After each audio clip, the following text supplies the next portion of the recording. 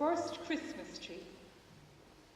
In a forest in the far, far east grew a great many pine trees. Most of them were tall, tall trees, higher than the houses that we see, and with wide, strong branches. But there was one tree that was not nearly so tall as the others. In fact, it was not taller than some of the children in the kindergarten.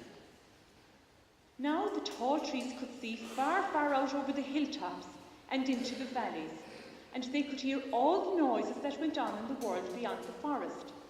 But the little tree was so small, and other trees grew so high and thick about it, that it could not see nor hear these things at all. But the other trees were very kind, and they would stoop down and tell them to the little tree. One night in the winter time, there seemed to be something strange happening in the little town among the hills, for the trees did not go to sleep after the sun went down, but put their heads together and spoke in strange low whispers, and they were full of awe and wonder. The little tree from its place close down to the ground did not understand what it was all about. It listened a while, and then lifted its head as high as ever it could, and shouted to its tall neighbour, "Will you not stoop and tell me what is happening?" And the big tree stooped down and whispered, "The shepherds out on the hilltops are telling strange stories while they watch the sheep.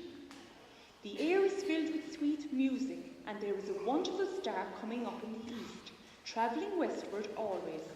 And the shepherds say that they are waiting for it to stop there, but I will look again and listen." So the tall tree lifted up its head again and reached far out so that it might hear more of the wonderful story.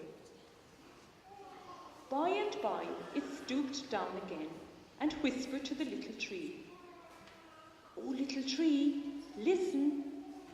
There are angels among the shepherds on the hills, and they are all talking together.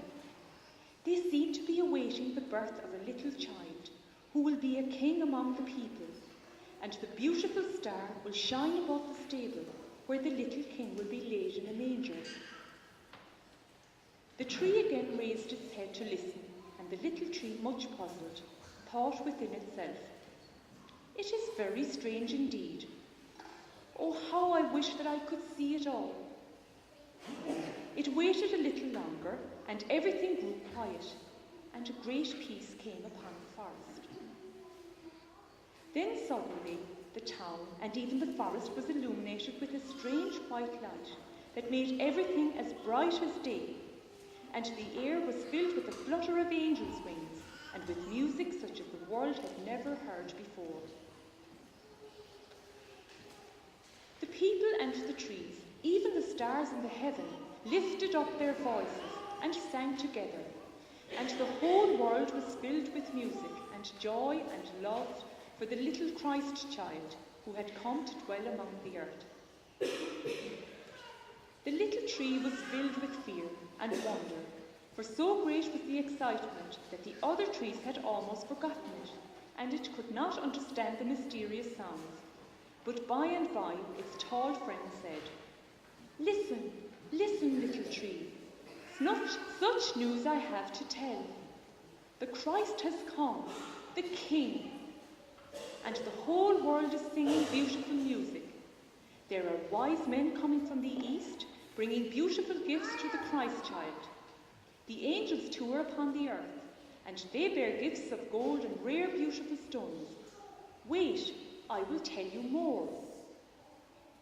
The tall tree had scarcely lifted up its head when it stooped again and whispered to the little tree, "Look, look, little tree. They are coming this way. The angels are coming here into our forest. Lift up your head high, and you will see them as they pass." The little tree lifted up its head and saw the white flutter of angel robes, and heard the weird, sweet voices of the heavenly host who came with precious gifts into the forest. "Oh," said the little tree, "they are coming here towards me. What shall I do?" And in fear it bent its head so low that it almost touched the ground. But the music came nearer and nearer, and the little tree felt a tender hand upon its branches, and a soft, gentle voice said to it, "Arise, little tree, and come with us, for we have come into the forest to seek you. Yes, you are the very smallest among the trees. You are to be our gift bearer. Come, lift up your head." In fear and trembling, the little tree did as the angel bade it. But when it looked into the angel's face and saw the love and kindness there, all fear was gone, and it said to the angel, "Yes, make me ready. I will come with you to the little Christ child in the manger." So all the angels brought their gifts of precious jewels and shining gold, and fastened them among the branches of the little tree.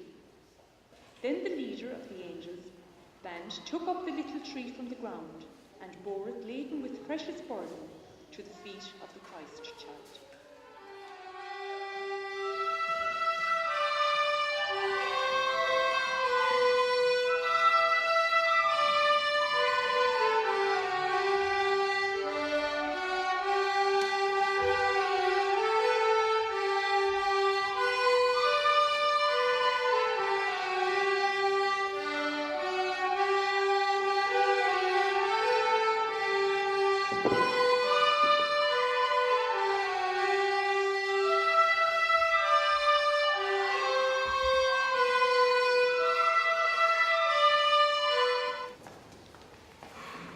Present.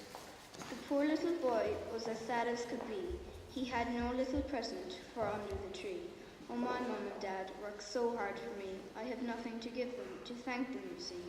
But later, alone on his small little bed, he took bright-coloured paper and long bits of thread, and he tied up the parcel with nothing inside, and he crept down the stairs with the parcel he tied. When he woke the next day, he went down to the tree. He saw mum and dad as glad as could be. "We got perfume, a tie, and a clock for the shelf, but your little present was special, you made it yourself. And your bright little parcel, all tied up and small, was filled up with love, the best present of all."